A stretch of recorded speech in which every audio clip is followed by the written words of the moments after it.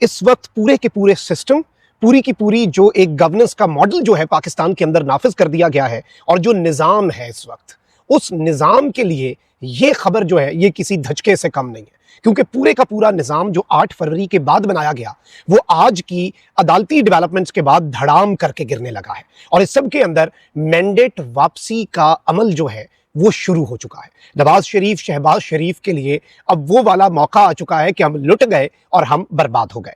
अदलिया में इसके साथ ही साथ खौफनाक किस्म की मुदाखलत, जब अंदर अदालत लगी थी तो जज को हब्से बेजा में रखने के लिए अदालत का मुहासरा, हवाई फायरिंग, जज को डराने के हवाले से एक और नया खत आ चुका है।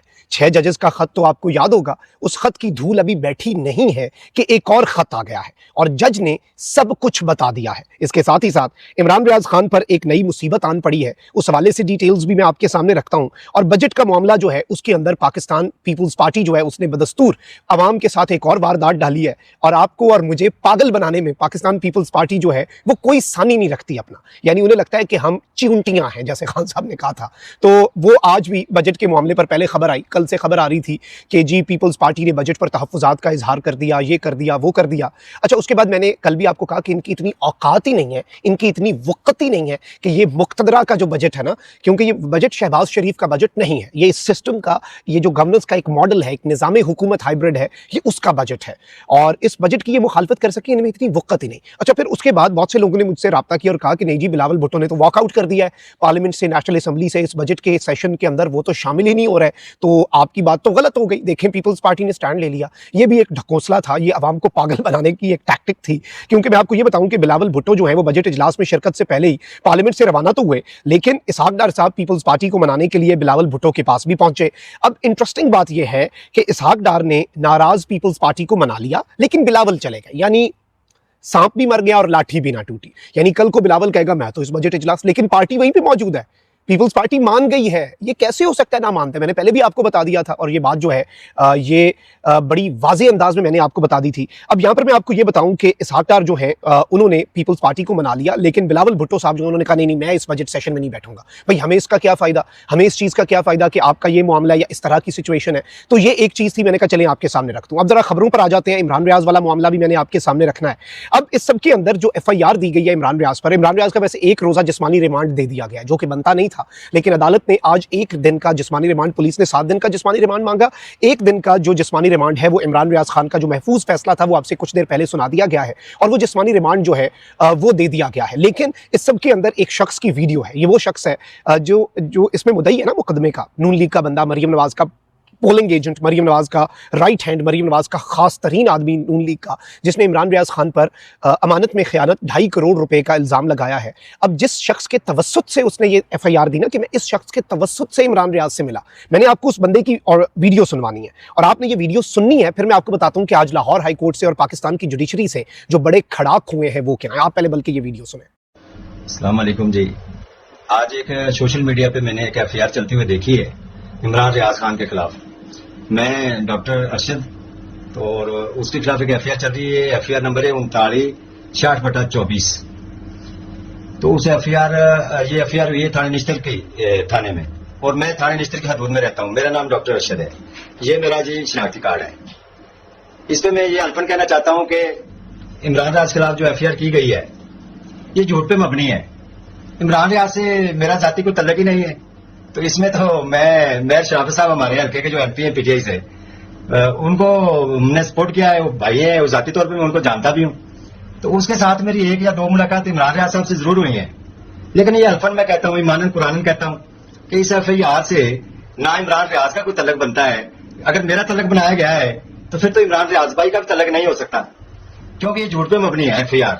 असद आरब भट्टी इसमें मुद्दई बनाया गया है।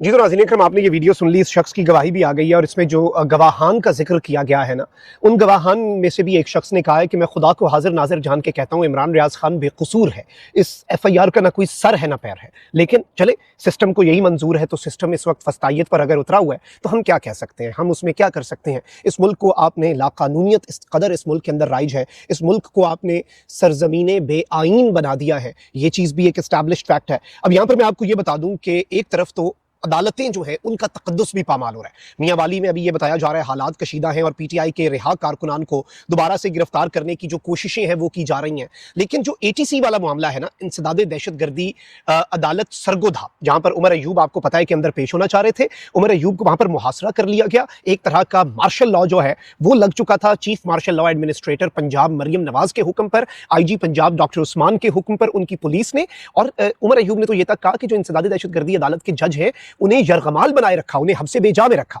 और अब एक और जज ने खत लिख दिया है। इंसदादी दहशतगर्दी सरगोधा के जज ने chief justice Lahore high court को खत लिखकर बताया है कि नामालूम अफराद की तरफ से उन्हें हिरासा किया जा रहा है। पूरा मुल्क इस वक्त यरगमाल है और इस वक्त ये हुकूमत जो है इसमें ना मीडिया आजाद है ना अदलिया आजाद है, और इस सब के अंदर इंसदादी दहशतगर्दी अदालत सरगोधा के जज को हिरासा करने का केस, एक दरखास्त जो है एटीसी के जज की तरफ से दायर की गई है जिसमें बताया गया है कि जी नामालूम अफराद की जानिब से हिरासा किया जा रहा है। लाहौर हाई कोर्ट के चीफ जस्टिस अभी भी वही दबंग जज हैं जिन्हें आपने सुप्रीम कोर्ट में एलिवेट करने का हुक्म जारी कर दिया हुआ है ताकि इधर से इनकी जान छूटे, लेकिन अभी तक वही लाहौर हाई कोर्ट के जज हैं। तो लाहौर हाई कोर्ट के जो चीफ जस्टिस हैं उन्होंने इसके ऊपर अज खुद नोटिस ले लिया है। उन्होंने आरपीओ और डीपीओ सरगोधा को पेश होने का हुक्म देते हुए लाहौर हाई कोर्ट ने विफाकी सेक्रेटरी दाखिला जो है उन्हें भी तलब कर लिया है। लेकिन इसमें जो अहम तरीन खबर है नाज़रीन इकराम वो ये है कि जो खत लिखा गया है उसके मंदरजात बड़े खौफनाक हैं और बड़े ही हौलनाक हैं कि मर्जी का फैसला ना देने पर अदालत के बाहर हवाई फायरिंग की गई, रास्ते ब्लॉक कर दिए गए, मुझे तहफ़्फ़ुज़ फराहम किया जाए। यानी एक जज खुद को महफूज नहीं समझ रहा क्योंकि वो सिस्टम के नामालूम लोग जो है उस जज को हिरासा कर रहे हैं और वो जज जो है वो उनकी मर्जी के फैसले नहीं दे रहा, तो अदालत को महसूर करके उसे अदालत के इहाते में ना जो साइल है उसे अंदर जाने दिया जा रहा है, ना जज को बाहर जाने दिया जा रहा है। और ये हमारे मुल्क के हालात बन चुके हैं। मेरे अपने शहर सरगोधा में ये सब कुछ होता हुआ यकीन माने तकलीफ होती है कि आप ये सब कुछ देखें। उमर अयूब साहब के साथ जो कुछ हुआ वहां पर, लेकिन उमर अयूब के साथ जो हुआ चलें ठीक है, आपने ऑपोजिशन लीडर को पुलिस वालों ने पकड़ लिया, जमहूरियत का जनाजा निकल गया। एक जज के साथ ओ भाई, काजी फाइज ईसा साहब किधर गए? काजी साहब जागे, आपके दौर में हो गई है मुदाखलत, आपके दौर में लिखा गया है खत।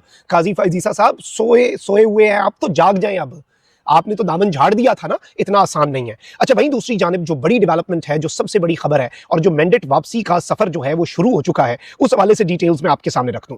अहम खबर यह है कि इस्लामाबाद के 3 हलकों के लिए कायम नए ट्रिब्यूनल के 7 जून के नोटिफिकेशन पर आज बाज़ाब्ता तौर पर कल आमिर फारूक साहब ने इसके ऊपर फैसला जुबानी कहा था, आज तहरीरी फैसला आ चुका है और 7 जून तक बेसिकली 7 जून के नोटिफिकेशन पर हुक्म इम्तना जारी करते हुए इस्लामाबाद हाई कोर्ट ने उस ट्रिब्यूनल को जो कि इलेक्शन कमीशन ने बनाया रिटायर्ड जज की सरबराही में, उसे काम करने से रोक दिया है। लेकिन इलेक्शन कमीशन के 10 जून के ट्रिब्यूनल ट्रांसफर करने के फैसले को मुअत्तल नहीं किया, वो फील्ड में मौजूद है। यूं ना नया ट्रिब्यूनल ना पुराना ट्रिब्यूनल 24 जून तक काम कर सकेगा। तीनों हलकों में काम जो है वो लटक गया है, यानी अगली जो समात है उस तक ये मामला तो लटक गया है, लेकिन असल काम जो है ना नाज़रीन इकराम, वो इससे भी ज्यादा बड़ा काम जो है वो डला है लाहौर हाई कोर्ट के अंदर। क्योंकि लाहौर हाई कोर्ट के चीफ जस्टिस जो हैं वो he is not coming slow, वो इस सिस्टम के आगे एक सीसा पिलाई दीवार, ये सिस्टम जो लाकानूनियत और आइन की पामाली पर मबनी है उसके ऊपर एक हाउस ऑफ कार्ड्स इन्होंने बनाया हुआ है, तो वो बेसिकली इस सिस्टम के आगे सीसा पिलाई दीवार बन गए हैं। 7 new tribunals have been constituted, यानी उन्होंने 7 नए ट्रिब्यूनल्स बना भी दिए हैं and assigned the areas to act as election tribunals, यानी लाहौर हाई कोर्ट के चीफ जस्टिस ने उन ट्रिब्यूनल्स को एरियाज भी असाइन कर दिए हैं। Will it work after elevation of Lahore high court chief justice to supreme court? ये एक बड़ा अहम सवाल है कि क्या यही जो वो नोटिफिकेशन जारी करके जा रहे हैं, अब ये एक बड़ी अहम चीज है। लेकिन ये इंपॉर्टेंट चीज भी यही है कि 3 सीनियर मोस्ट जजेस जो हैं वो इसीलिए इनकी एलिवेशन के हक में नहीं थे कि एक स्ट्रॉन्ग एडमिनिस्ट्रेटिव हेड की जरूरत है।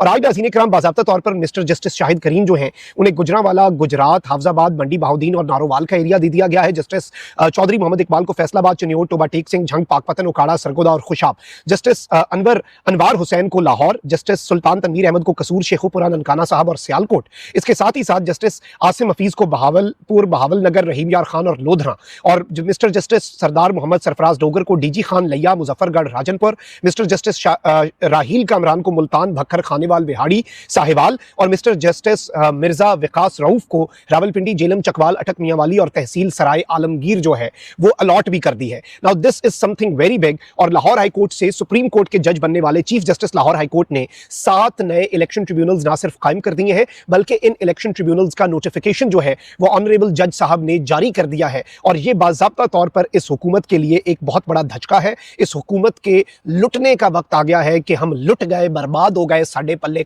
कुछ नहीं रहा। और वही शहबाज शरीफ साहब जो कि बजट के बाद वो कहा जा रहा है कि ये हुकूमत ताब नहीं ला सकेगी और ये हुकूमत खुद ही घर चली जाएगी, अपने ही वजन के नीचे दब जाएगी। ऑल्दो सिस्टम पूरी कोशिश कर रहा है कि पीपल्स पार्टी भी वजारतें ले ले। और पीपल्स पार्टी को अगर सिस्टम ने कह दिया तो फिर उन्हें लेनी पड़ेंगी। उनकी वक्त औकात से बहुत ऊपर की बात है। जैसे आज बजट इजलास के बारे में मैं बहुत कॉन्फिडेंट था ना, बिलावल के इस वॉकआउट के बावजूद भी मैं कॉन्फिडेंट था कि ये बजट पास, इसमें पीपल्स पार्टी हो ही नहीं सकता कि ना बैठे। ये कैसे हो सकता है भाई? ऊपर से फैसले हैं ना, ऊपर के फैसले हैं, जिन्होंने इन्हें ये आईनी ओहदे दिए, जिन्होंने सिंध में मैंडेट दिया, जिन्होंने गवर्नरशिप्स दी, जिन्होंने सदारत दी बिलावल साहब के वालिद को, वो फिर बदले में भी तो कुछ मांगेंगे ना। There is nothing such as free lunch. तो अब इस सब के अंदर, इस सिस्टम के अंदर, इस रिजीम को बचाने के लिए, शहबाज गवर्नमेंट को बचाने के लिए कोशिशें तो की जा रही हैं, लेकिन ये जो ट्रिब्यूनल्स वाला मामला है, यकीन माने इस्लामाबाद के 3 ट्रिब्यूनल्स इतने मैटर नहीं करते। These are just 3 seats. असल तो मैटर ही लाहौर के, पंजाब के ट्रिब्यूनल्स करते हैं, क्योंकि सारी सीटें उधर हैं, सारा रंदा उधर फिरा है। और अगर उधर रंदा फिर गया, कौमी असेंबली में तो टेबल्स टर्न हो जाएंगे।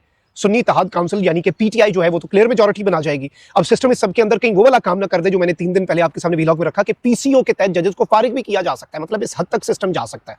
लेकिन ये चीज है कि मैच पड़ गया और जुडिशरी का एक और खत भी आ गया, और काजी साहब अब देखते हैं कि उस खत के ऊपर क्या आंखें बंद करके सोए रहेंगे या काजी साहब जागेंगे, वरना वो बड़ी जल्दी